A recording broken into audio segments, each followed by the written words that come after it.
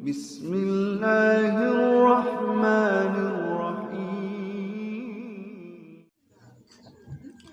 Assalamualaikum warahmatullahi wabarakatuh. Sobat-sobat, kita bersama lagi di channel saya dalam dakwah Islam pencerahan. Nah, sobat-sobat, ya, sebenarnya ada cacat logika, ketidaknormalan cara berpikir dari mereka yang membenci dakwah kembali kepada Al-Quran dan Sunnah Nabi dengan label Wahabi. Sebenarnya label Wahabi ini juga tidak tepat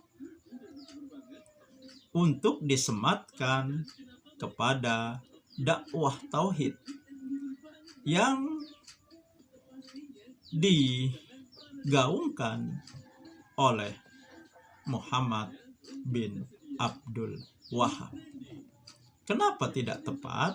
Ya karena Wahabi itu diambil dari nama ayahnya, Abdul Wahab. Sedangkan nama Muhammad bin Abdul Wahab adalah Muhammad. Harusnya kan dinisbahkan ke nama Muhammad, bukan ke nama ayahnya. Nah, kenapa mereka tidak menisbatkan kepada nama anaknya, tetapi ke nama ayahnya?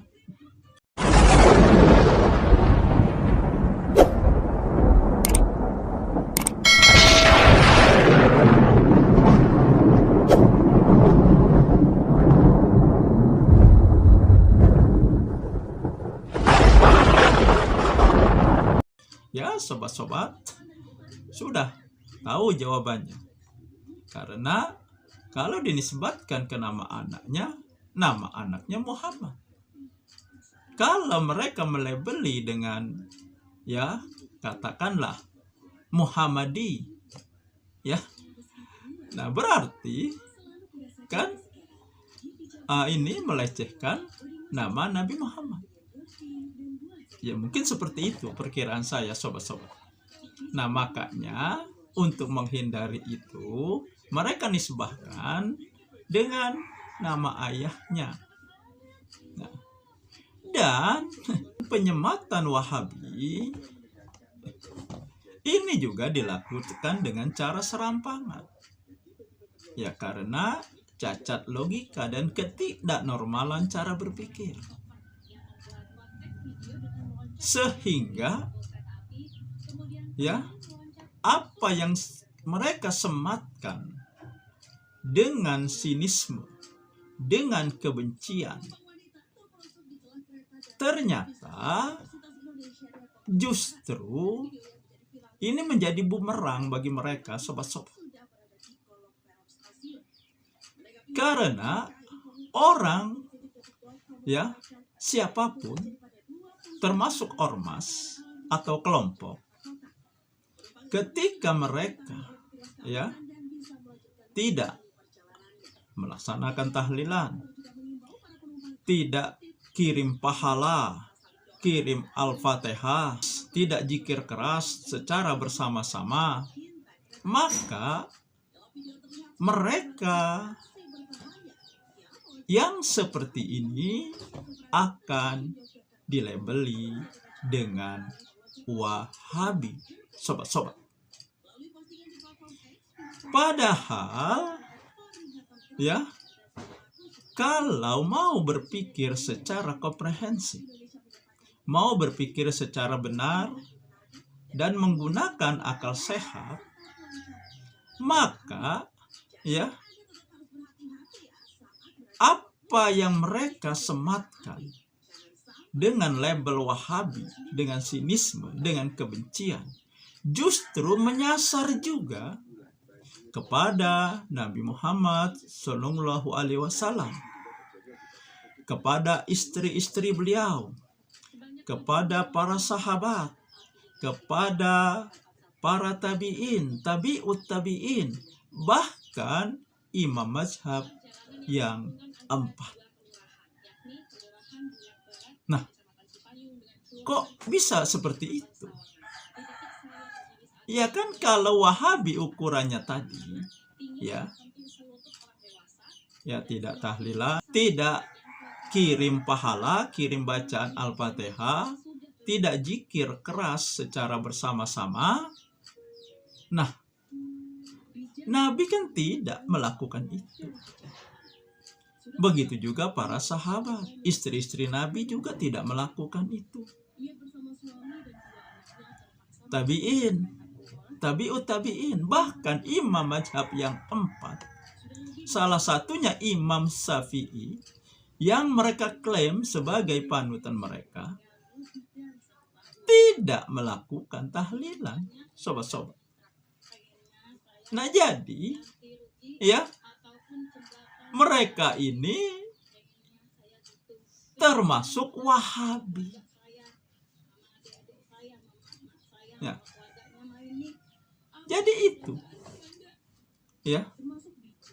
Nah, makanya saya katakan ini kan cacat logika, ketidaknormalan cara berpikir, yang akhirnya apa yang mereka lakukan, penyematan Wahabi kepada orang-orang yang mereka benci, yang mereka sinis, karena berbeda pemahaman, karena justru meluruskan pemahaman-pemahaman mereka, ternyata ya, sinisme ini, kebencian ini tertuju pula kepada Nabi, istri-istrinya, para sahabat, tabi'in, tabi'ut tabi'in, bahkan imam mazhab yang 4. Dan ada satu lagi, ya, cacat logika mereka, yaitu ketika kita menisbahkan pemahaman kepada seorang ulama, atau pemahaman itu kita kutip, kita ambil dari sebuah buku, maka mereka akan berkomentar. Ya, komentarnya seperti ini, sobat-sobat. Ya, lihat ya di screenshot.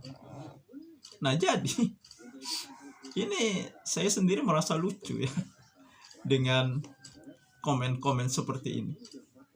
Jadi mereka akan mengatakan, kata kamu kembali kepada Al-Quran dan Sunnah Nabi. Kenapa kembali kepada ulama? Kembali kepada buku. Ulama itu tidak maksud. Ini kan menggelikan cara berpikir seperti itu. Ya.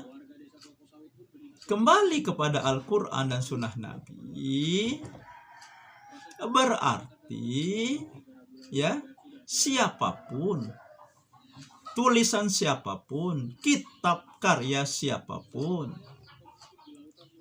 benar salahnya ya, harus di cross check, dikoreksi, dikritisi dengan mengembalikan pemahaman ulama tersebut, kitab karya ulama tersebut dengan Al-Quran dan Sunnah Nabi.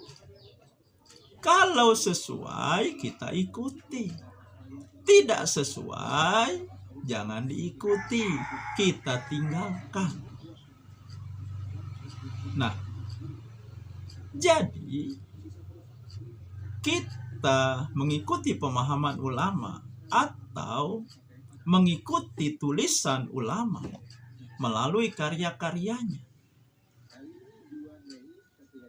bukan ya 100% kita ikuti.